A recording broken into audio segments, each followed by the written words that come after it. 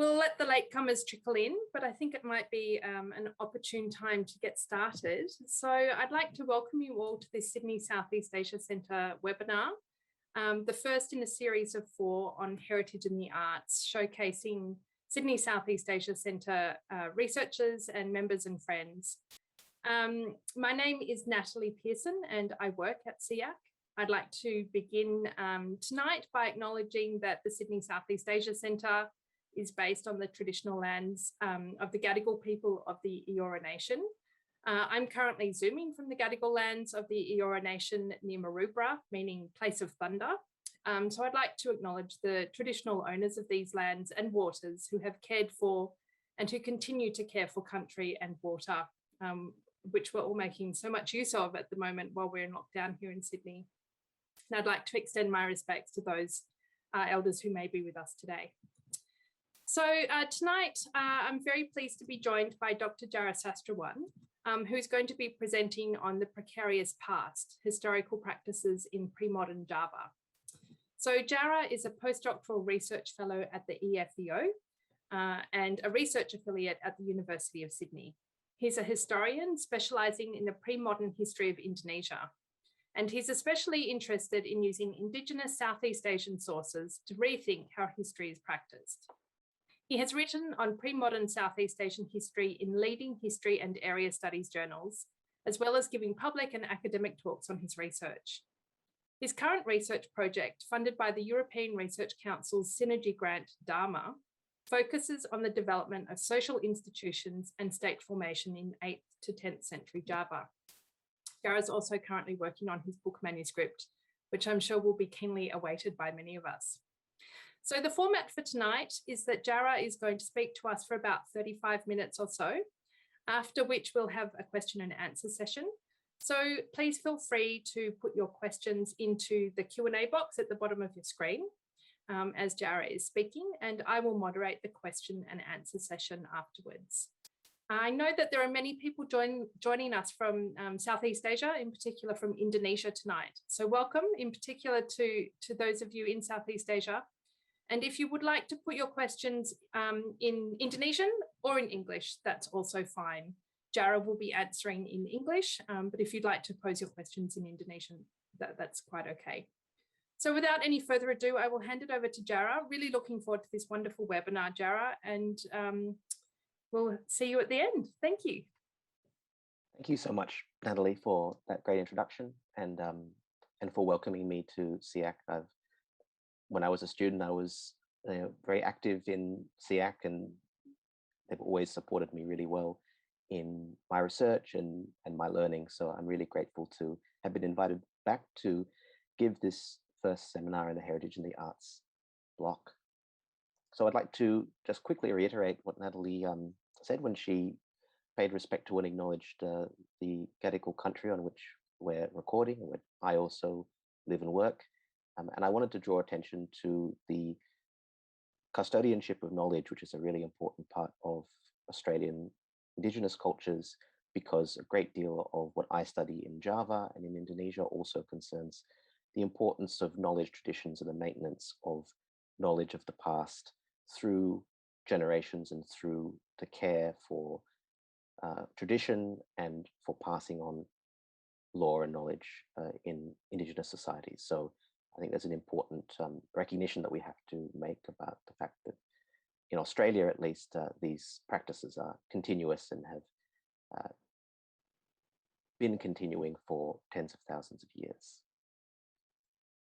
So today I'm going to be talking about the precarious past. And this is a concept that I have been working on and developing in my doctoral research, and I continue to do so for my upcoming research.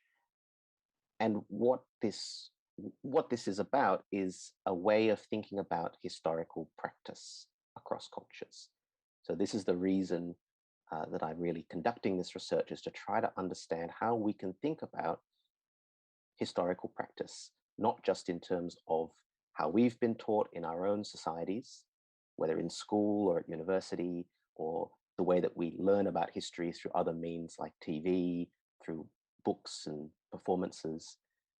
How those methods of learning about history are in some ways quite specific to the cultures in which we have been raised, and that other societies at other times, in the distant past, for example, have done history differently, and people today do history in different ways. So I want to understand how we can think about these differences in a productive way.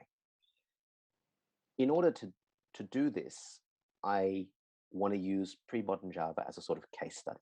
So this is the area of history that I specialize in and work mostly on, but I want to use that knowledge of how the Javanese people did history in order to understand this concept of cross-cultural historical practice. The key contribution, I guess, of what the case study of Premodern Java can bring is this notion of the past being precarious. So the idea that knowledge about the past and evidence for the past is not necessarily going to last a long time. And in many cases, it's very difficult to preserve knowledge about things that have happened in the past. And so when we take this into consideration, how does it change the way in which we understand the practice of history in other parts of the world? So what that leads to is this question of challenges.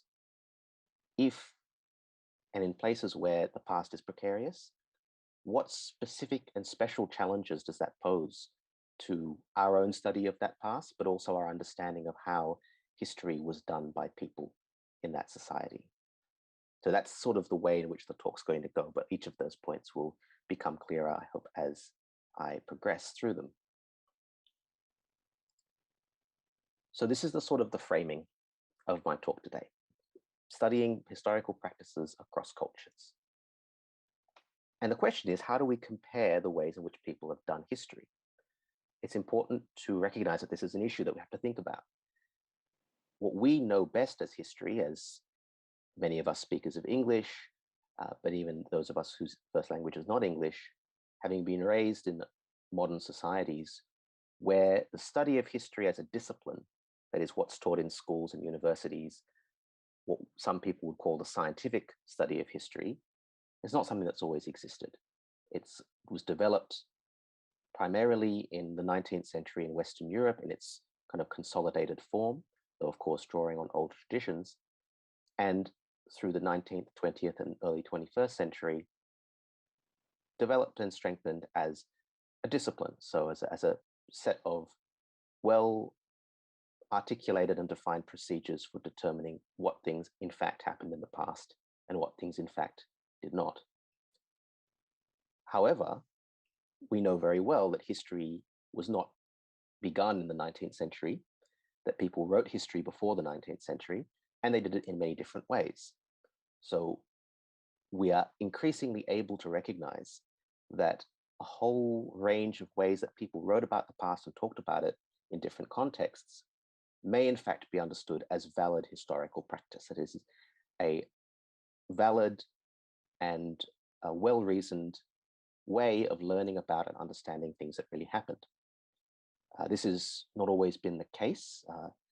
Earlier generations of historians, and certainly European historians in the 19th and early 20th century, sometimes, and in fact often believed that other societies didn't have historical practices or didn't have adequate historical practices, that they were inferior, that most other societies thought about the past only as myth and legend and didn't have valid means, as Europeans did, of knowing what really happened in the past. That's obviously now considered a Eurocentric perspective and is not really acceptable. However, having rejected that, there's still the question remains, if we can't simply say that disciplinary history is the one and only good way of doing history, then what then for comparison? We know that history is done differently in different societies. Is it fair at all to compare them? And if it is, what is a fair basis? Now, if we don't have a single paradigm that this is the right way of doing things, then on what are the criteria that we can use to draw attention to the similarities and differences? How do we talk about and compare historical practices without, whether implicitly or explicitly, putting up our own values, our own habits as the best possible way of doing things. This is a very tricky theoretical issue, and I'm not going to solve it here, but I am going to present or propose a sort of first step in that direction. The first is that we need to have a definition of what we mean when we say historical practice. That is, we have to have a way of talking about what is and is not a historical practice in a way that's culturally general, but not necessarily one size fits all or anything goes. Right? It still has to have some degree of exclusivity, because not everything is historical practice. Right? Not every way of talking about the past is necessarily historical.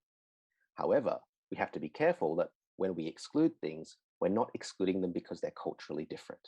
Right? They cannot be because it's not similar to European ways of doing things, therefore we exclude it. That's not fair. So we're trying to come up with a way of beginning our definition that isn't culturally specific. And here's something I propose.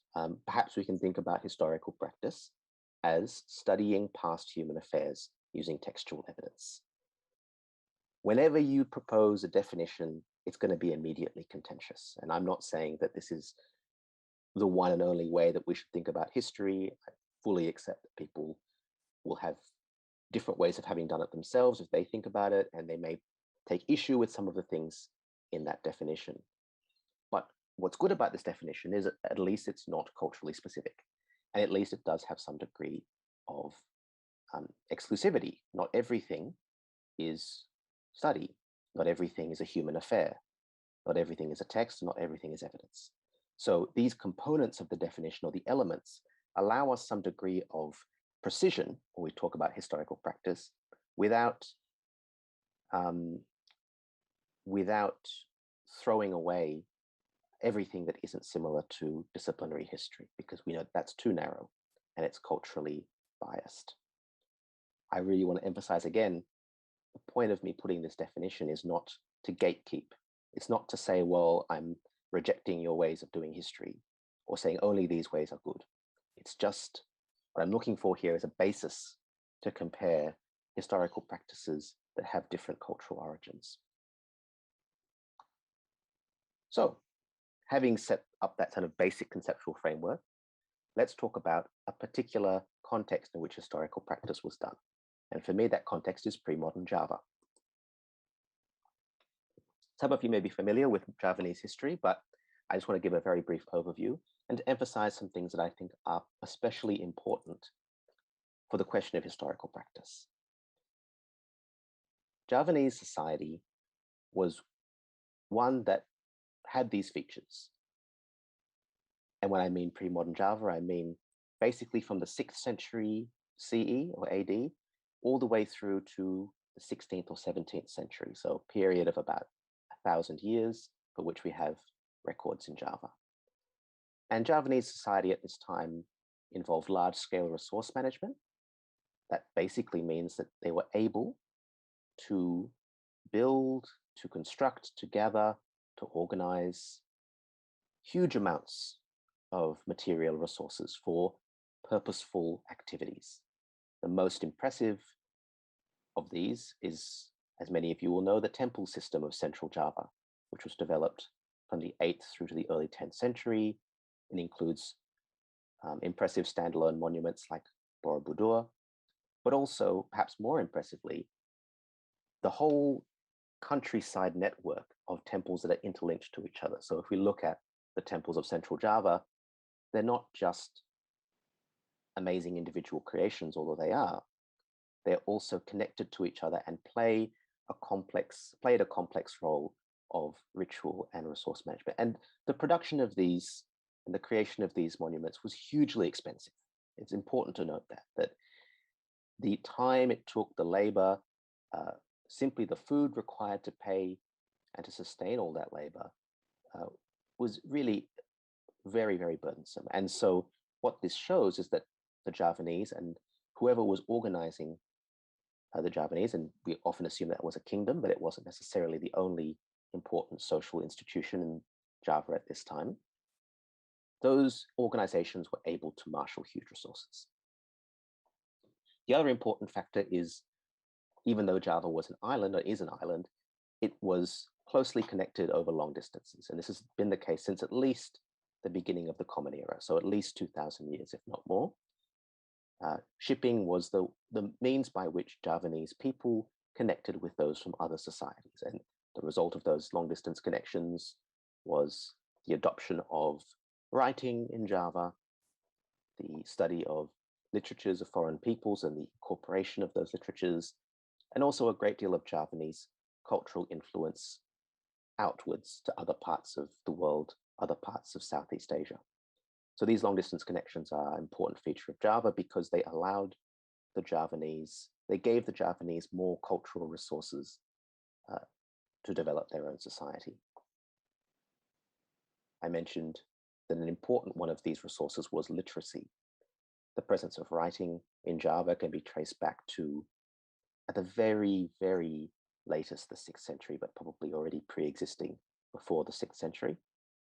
And what we find is that it wasn't just the existence of writing for ordinary purposes like accounting and those kinds of administrative tasks, but we have a very quick adoption of sophisticated literary writing.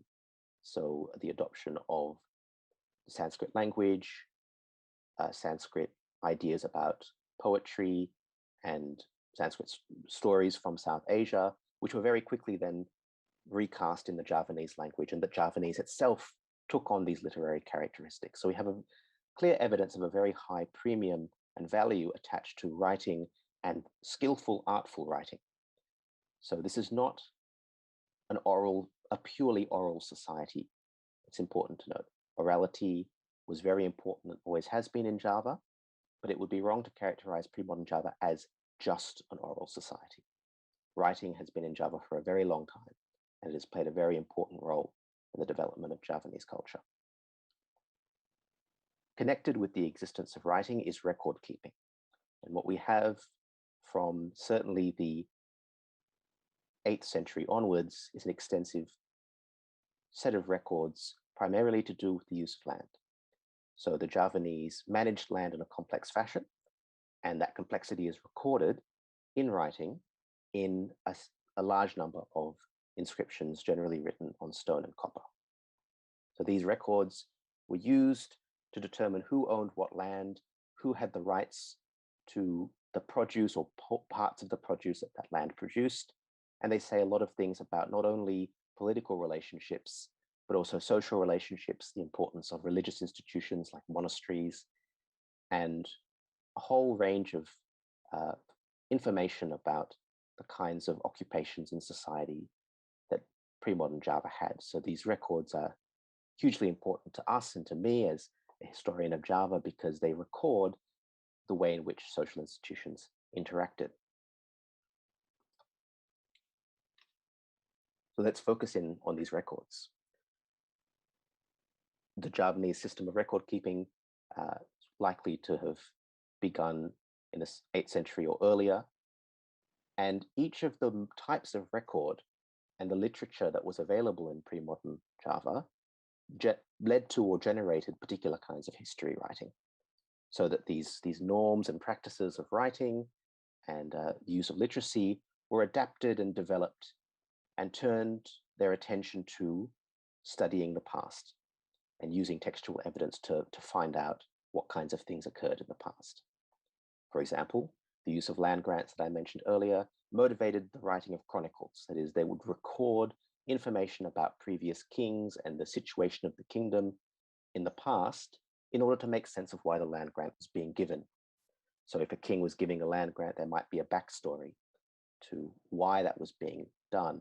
Perhaps the recipient of the land had helped the king during a war that had finished and had won. So there are all kinds of reasons why the legal and political procedures of land might motivate people to start to record and think about events that happened in the past that were relevant. In a similar fashion, as the Javanese became more and more interested and enjoyed epic poetry, particularly the Ramayana and Mahabharata traditions from India, the style of that writing, of the epic poetry, of the heroism of those characters from mythology, influenced the way that real people were talked about and the biographies of real political leaders, kings and generals and nobles and aristocrats. And the way in which their stories were told begin to show very clear features of the influence of particularly the Sanskrit traditions of epic writing.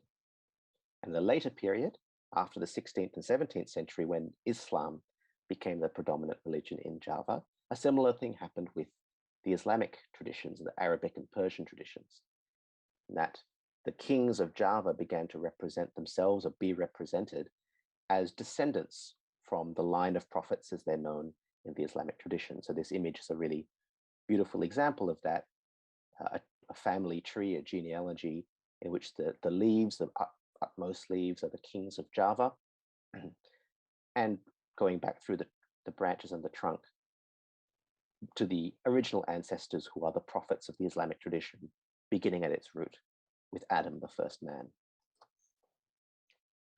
So that sounds like there was a great deal of history writing and that the past was very well known. So why do I say, and why did I title this talk, The Precarious Past? What's precarious about all that I just described? There are important reasons why, even though there was a great deal of writing, and even though the Javanese were deeply interested in their past, that nevertheless it was a precarious thing for them. And the first reason is the perishability of the evidence. So this is to do with the general perishability of manuscript materials in Java across the board. We basically have none or almost no Javanese manuscripts that are older than 500 years. Almost every single one of them has disappeared or been destroyed. And this is a really important fact that I think cannot be overemphasized. When we compare Java to other societies in which writing was so important, such as medieval England or China or the Middle East, we have so much less written material from this pre-1500 period. And what we do have is almost always not in its original physical form, but rather a copy of a copy of a copy. And I'll emphasize that later on as well.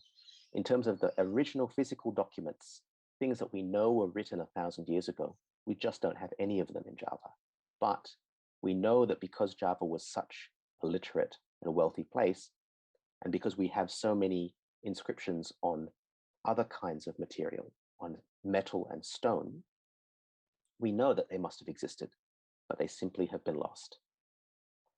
Naturally, an important reason for this is the climate of Java, but also it's to do with their use. So the materials of choice that are used for writing and have always been used for writing in Java are palm leaf, but also certain kinds of bark paper cloth, bark cloth paper.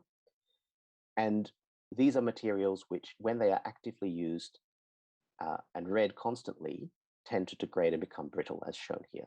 So this is one of the very oldest manuscripts that we have from Java from the 1590s. It was collected in the Netherlands.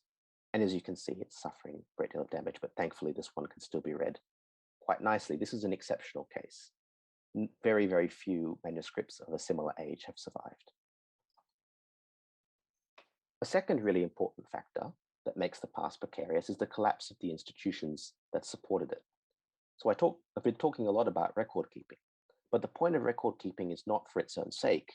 It's about the institutions that it concerns: the kingdom, the monasteries, the property of the land ownership, the landowners, renters, debt holders, the institutions, the judicial institutions that manage the legal system. All of these are the participants in the production of records, and they are the people for whom the records are relevant. So what we have is a transformation of Java in the 16th century. This is usually associated with the shift from the Hindu-Buddhist period, what many people call the Hindu-Buddhist period of kingdoms from the 6th through to the 15th century, Majapahit being the final one, and the Islamic kingdoms of the 16th, 17th, and 18th century. Religion is only one part of the story. In addition to the changing religion of the kingdoms, there was also a profound legal and administrative transformation. And we know this because after the fall of the Hindu-Buddhist kingdoms, their records were no longer used and consulted. So in other parts of the world, the medieval legal system was changed, but continued to be in some sense in force well into the modern period. This is not the case in Java. Almost all of the institutions, the medieval institutions of Java, were replaced or went into abeyance in Java in the 16th century, in a relatively short period of time, and were replaced completely by new ones.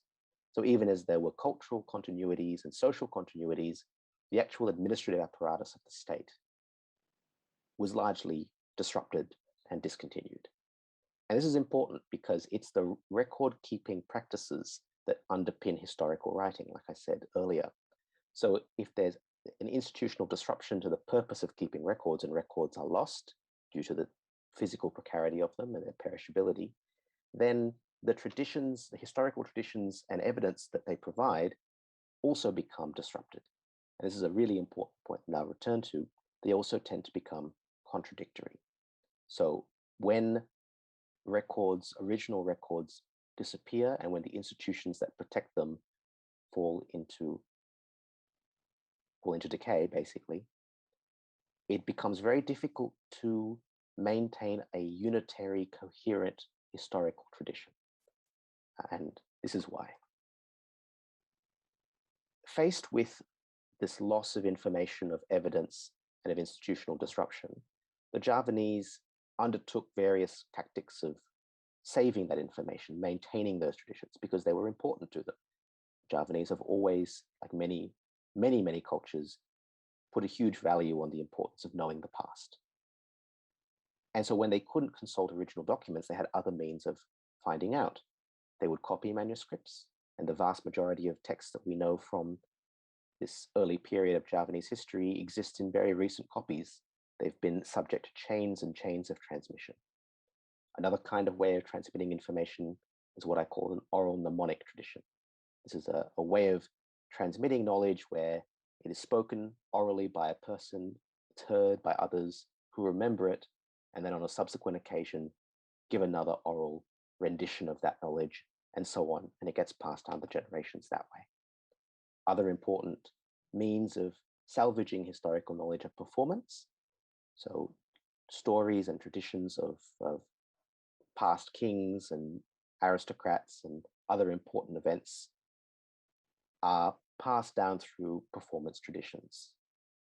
Another important type, as I'm describing here, is what I call memorials of place. So objects in the landscape, often art pieces that are connected to that location, but also tell a story, give information about what happened and why the object has been set up there. So these are all different ways in which the Javanese attempted to fight against or to salvage some of the loss that they were experiencing due to those very important factors that were making the past precarious. The perishability of manuscripts and the disruption to institutions, particularly at this transition point in the 16th century. However, those factors were really important, and they constitute major challenges, not only for Javanese themselves in the past as they were trying to maintain their knowledge and try to save what they could of information about things that had previously happened. They also pose a challenge to us as modern historians. And a very important type of issue that we face is about the use of inference. So I've made the argument that because of the precarity of the past and its evidence, that the historical record in Java is very fragmentary, and that we have lost far more than we have. So, and if we compare Java to other similar parts of the world, say Japan, for example, the amount of information and sources that we have for similar time periods cannot be compared. There's so much less, just in terms of quantity, in terms of the diversity of the material. We really are dealing with a fragmentary historical record. And as a result, we have to, in order to be able to make coherent history of Java, we have to use inference and conjecture. we have to fill in the gaps by claims about what probably is the case, or trying to make assumptions about, well, if we have two pieces of evidence, this is what connects them, and this is how we got from A to B. The less evidence we do have, the more fragmentary the record is, the more dangerous, in a way, inference and conjecture become. The more important it is to use those things responsibly. And some of you may be familiar with Muhammad Yamin. He was a nationalist politician in the 50s and 60s in Indonesia, and he produced this book, Gajah Mada, a biography of a great Javanese prime minister. And this was a very influential text that played an important role in shaping the curriculum of Indonesian history, but it's also come under a lot of criticism for using inference and conjecture not responsibly, or not as responsibly as we might have hoped. That from a fragmentary evidence base about Gajah Mada's life and his actions, it told this very grand story about how he conquered the entire archipelago and united it under a single banner and had full kind of authority and sovereignty over a vast area of Indonesia. And more critical historians have shown how the evidence cannot support these kinds of conjectures. It goes too far. The inferences and the conjectures go beyond what the evidence can support.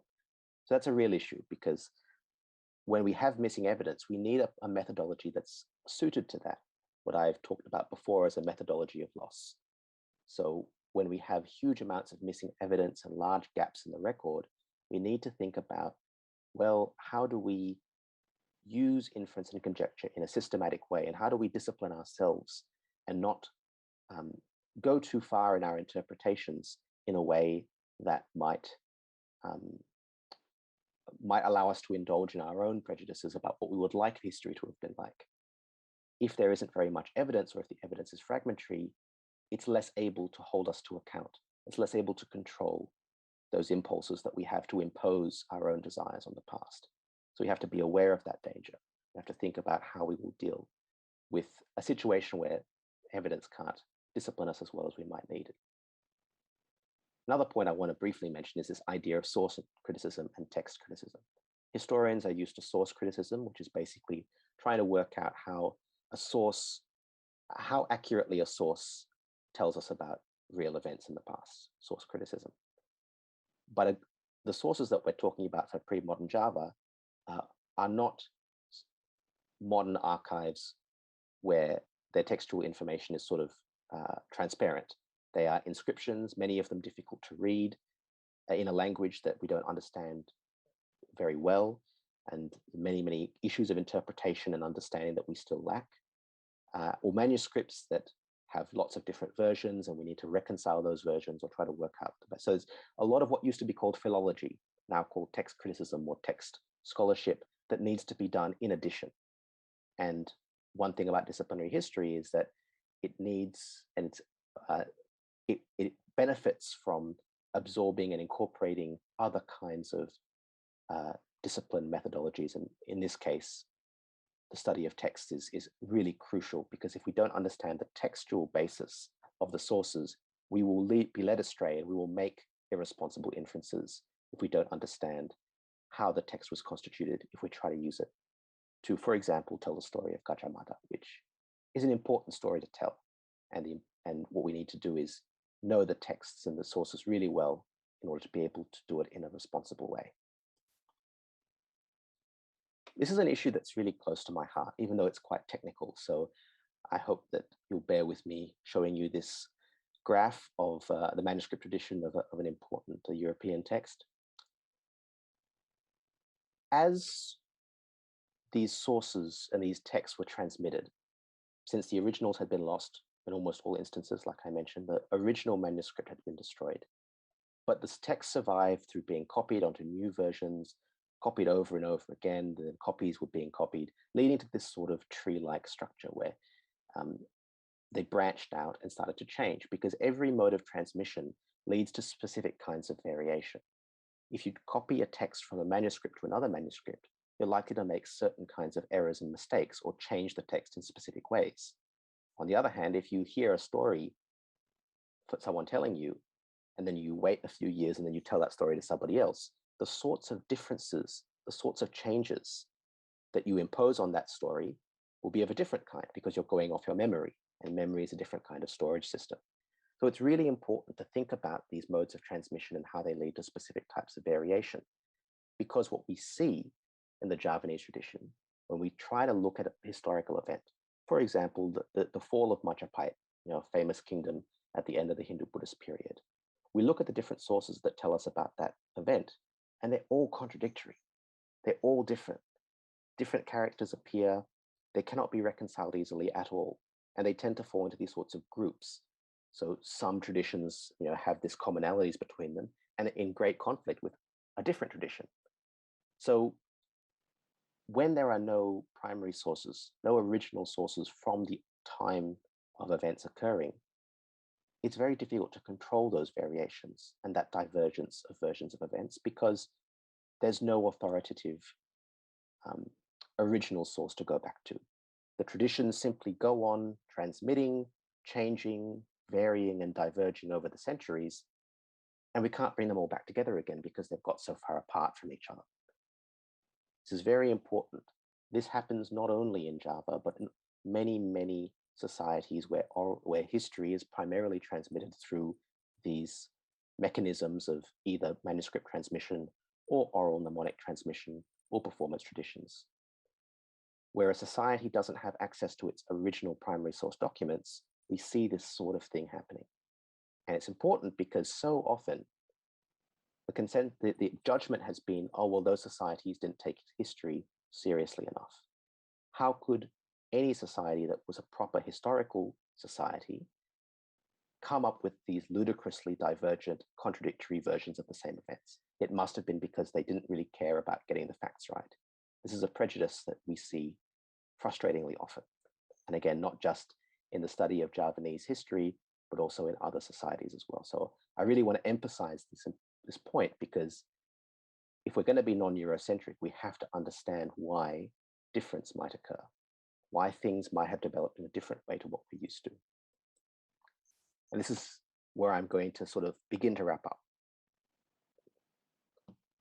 We know that diversity exists in historical practice. We can see when we study the historical practices of other societies that they differ from ours, that there are all these kind of unique features of them. And we've gone from a position of dismissing those differences and saying that they're inferior, saying that they're not real history, saying that they're not good enough, inadequate. We've gone from that to now celebrating them and saying it's important to respect the different ways in which different cultures have done history. And that's a really good thing. But I think now we have to go one step further, going from celebration and respect to explanation. So we have to understand not just that other cultures do history differently, but why do they do history differently? And that's not just about putting us in the center. It also means that we have to explain why we do history in a certain way.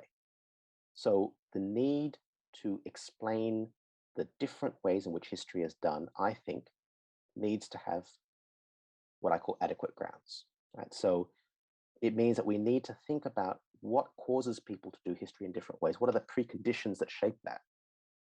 And I think it's not sufficient just to talk about culture because culture is largely a descriptive category.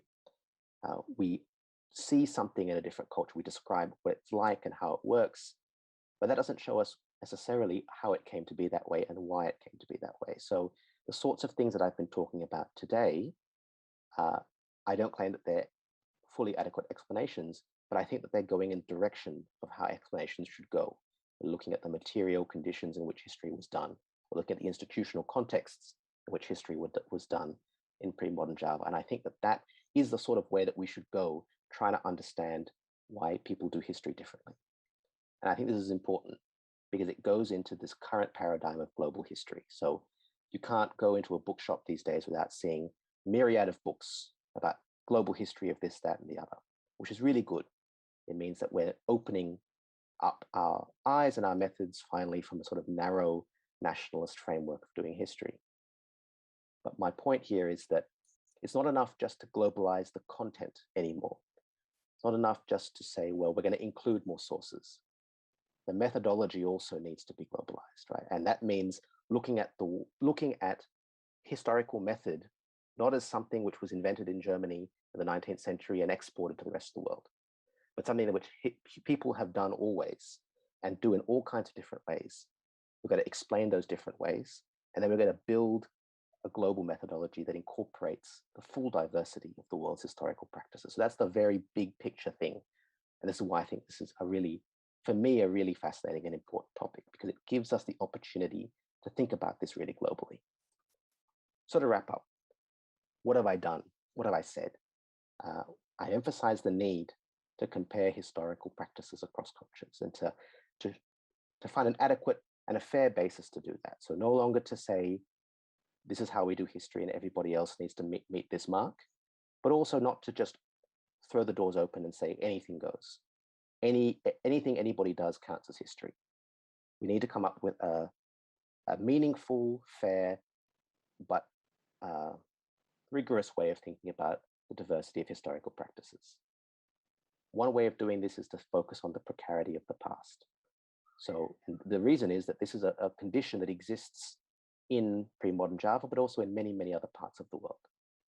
Post-Roman Western Europe, for example, or South America just after the Spanish invasion. So there are a whole range of contexts in which the past has become precarious for the reasons that I outlined, and we need to think about how that challenges us in new ways, different ways, and how then we should respond and change our methodologies to account for that. So it's observing that people have done history in diverse ways, moving on from an acknowledgement and a celebration of that fact in order to work towards an explanation. I think that's a really promising way in which global history can go, and one that I hope to continue to work on into the future. So thank you very much for your attention on a relatively, I think, somewhat heavy talk. Thank you.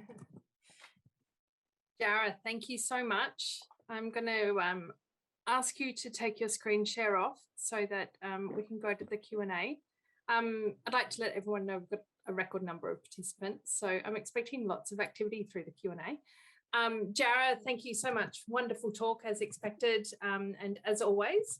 It's one thing to explain Javanese historical practice and to do so on its own terms, but here you're using Javanese materials to propose ways to rethink historical practice globally and to develop this methodology of loss that really allows us to account for the precarity of the past. It's obvious that this approach is of great interest to many people, as evidenced by the number of people we've got in attendance today. So if you haven't already done so, I invite you to pop your questions in the chat. And as I mentioned, you can do so in English or Indonesian. Jarrah, you talked about the importance of institutions in record keeping and the profound transformation that took place in Java in the 16th century. Can you tell us more about how this led to the disruption of historical tradition? Sure. So the question of Javanese history in the 16th century is still very much an open one. And part of the reason is that there are so few surviving historical sources from that period, even less than there were in the previous century or the century after. So what it seems to have happened is that as Majapahit in particular, but also the Kingdom of Sunda in West Java collapsed under the force of basically military action from the coastal Javanese states led by Demak, we have a sort of abandonment in a way, or a replacement really of the institutions of administration that they enacted on the landscape and on the countryside. And with that came the decline of record keeping about those things. So as didn't mean that property disappeared or that societies vanished, but it meant that the types of records that were kept became no longer relevant to landowners, no longer relevant to kings, no longer relevant to the new mosques and the religious institutions that were developing. Instead, new types of records were developed, new types of textual tradition emerged that were not connected directly with those older ones. So that's what I mean when I say that as the institutions changed and were replaced and experienced disruption, therefore the records that had been connected to them, which tell us about their history and could serve as evidence in the long term for their history, became less accessible and less continuous. Thank you. Okay. Our first question is from Kit Goon. And Kit, I'm inclined to just answer your question by saying, please read Jarrah's forthcoming book. But the question is, can you provide a list of authentic references and or places available today to read up on this pre-modern history of Java? I can. Mhm. Though I should preface it by saying there is not at this time sufficient a kind of authoritative English language treatment of this period of Javanese history. It doesn't exist. The classic texts that have always been referred to, Crom's Dutch Hindu-Javanese history, George Sedez's French, and translated to English, History of the Indianized Kingdoms of Southeast Asia, were very important books of the 20th century and still contain a lot of valuable information, but they need to be updated. I would say if you're an Indonesian speaker, National History of Indonesia, Sejarah Nasional Indonesia, is still a really important reference, and you should consult it. But there needs to be, I think, there are a lot of specialist studies. There's lots of studies about specific aspects of Javanese history, such as the role of the Shailendra kingdom in the building of Borobudur, for example, or lots and lots of books about Majapahit.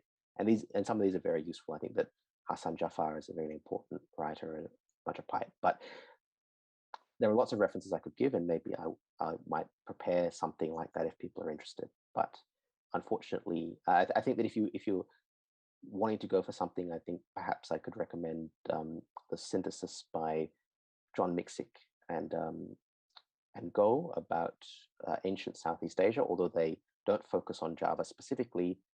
This synthesis of ancient Southeast Asian history does contain quite a bit of updated material about Java. So I would start there, but with the proviso that there needs to be more work.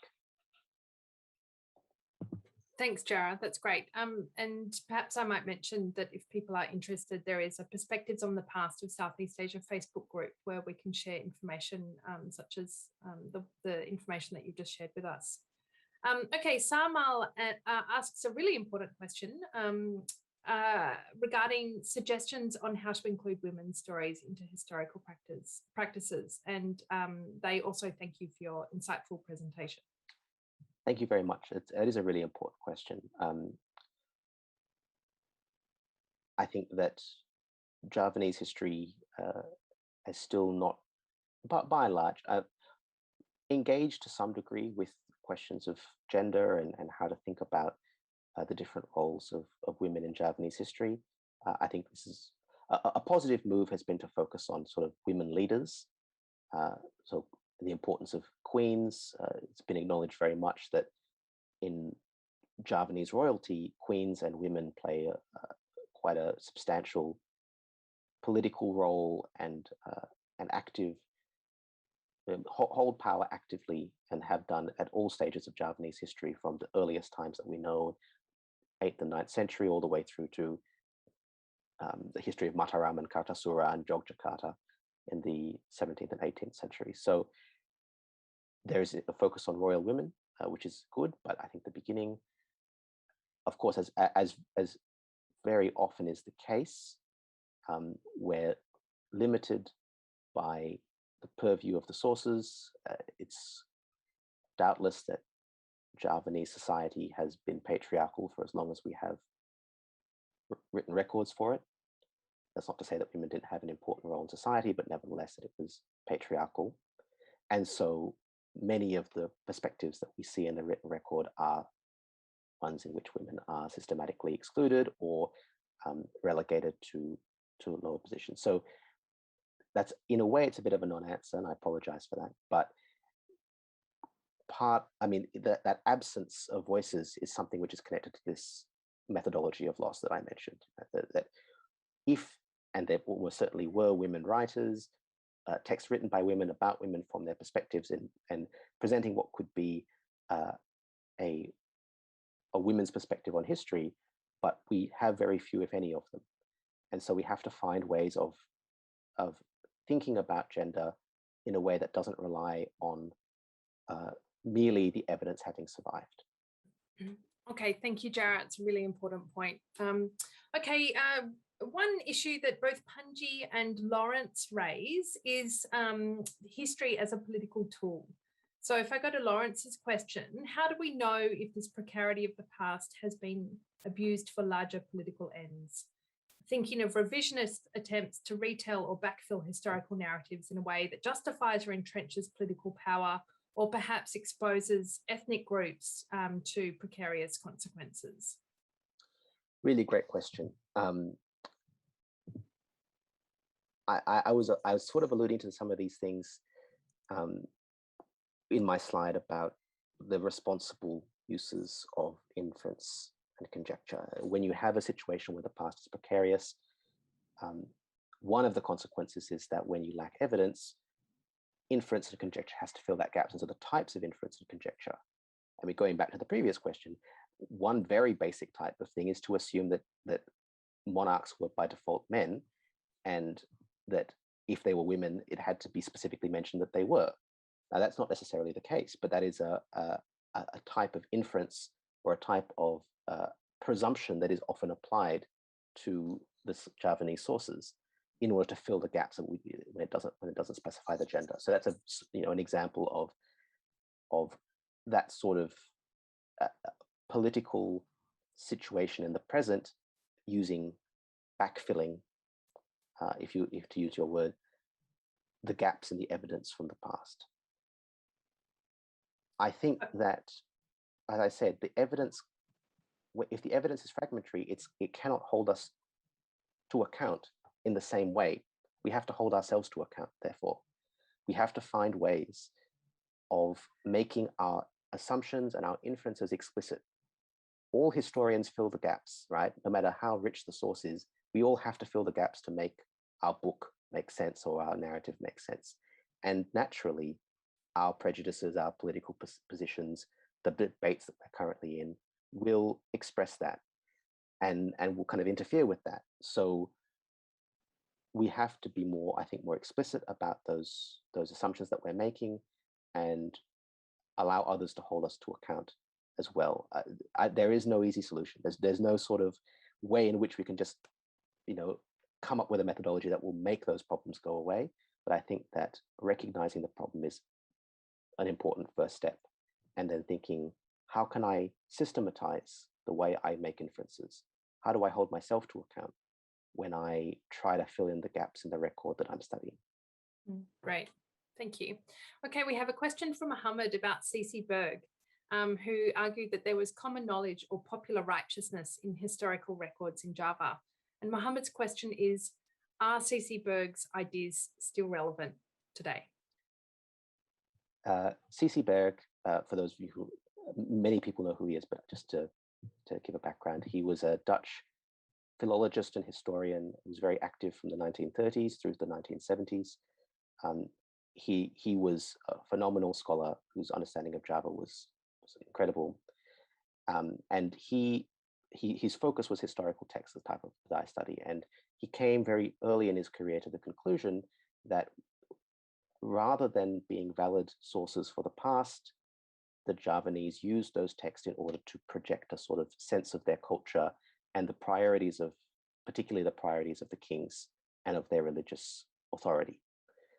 So this is a very complex theory that he developed, but essentially he argued that we cannot use these sources as if they were sources in the European sense, which on the surface sounds quite non-Eurocentric. He's asking that we interpret the Javanese sources on their own terms.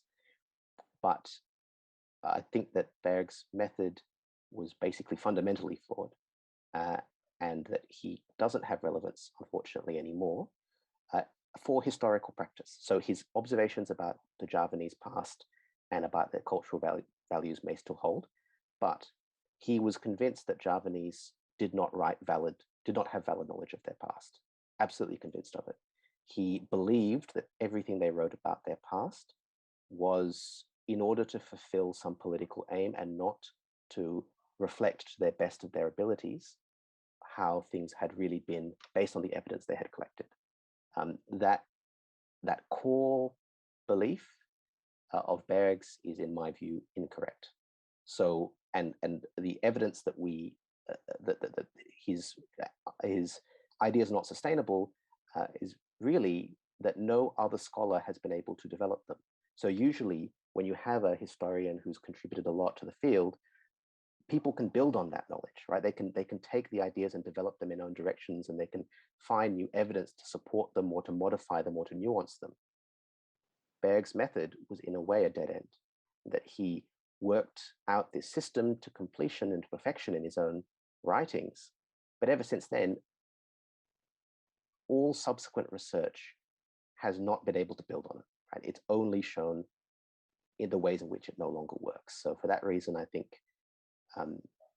his contribution was significant, but I can't see a way that it can be maintained, continued, or built upon today.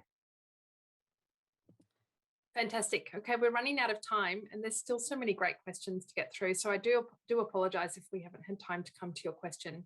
And perhaps I may encourage you to reach out directly to Jarrah if you'd like to speak to him about your question. But I think I'd like to finish on this one from Rani, which is regarding your insights into co-creating cultural heritage for future generations. I think that might be a nice point on which to end. So Jarrah, if you wouldn't mind sharing your insights on that, thank you. I have to begin by saying that I am not a cultural heritage specialist, unlike Natalie and many people who may be listening.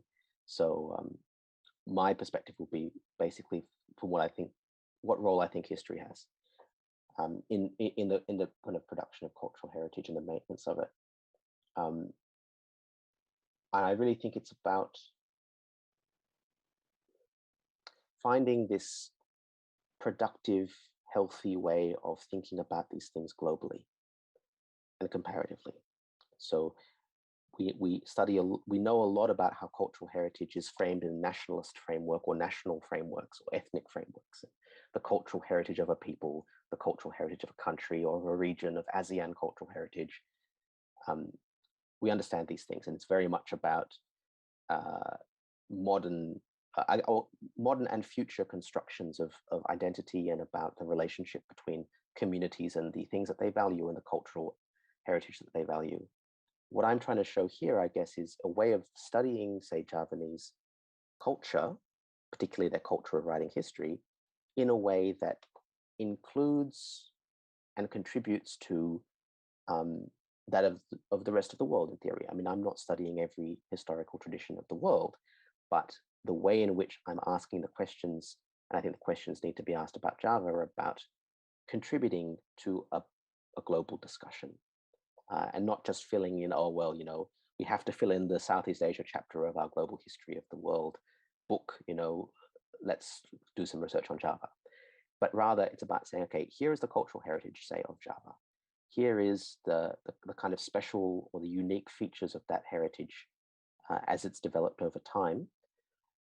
Let's see how those uniquenesses and those features can contribute, obviously, to a sense of Javanese own understanding of their heritage, but also of the world's understanding of its heritage, right? So in order to enrich the sense of, well, who are we as people, how has humanity done history? How have humans done history? Not in this one size fits all way, but acknowledging the full diversity of the world's cultures. And I think that way of feeding back in to a broader global discussion from the specifics of a particular country or particular culture is really an exciting way of progressing.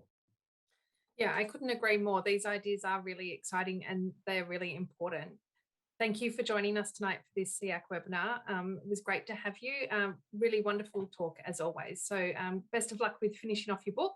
Thank you. And we really look forward to reading it when it finally comes out. Thank you Thanks very much so much, Jarrah. Thank you. And thank you everyone for your attention. So next week we will be joined by Dr. Beth Yap for the second in this Heritage and the Arts webinar series. And Dr. Beth Yap is from the University of Sydney in the Department of English, and she's going to be discussing her autoethnographic adventures in Malaysia from an archival perspective. So definitely something to look forward to next week. Same time, join us then. And once again, thank you so much, Dr. Jarrah Sastrawan, for joining us tonight. Thank you so much, Natalie.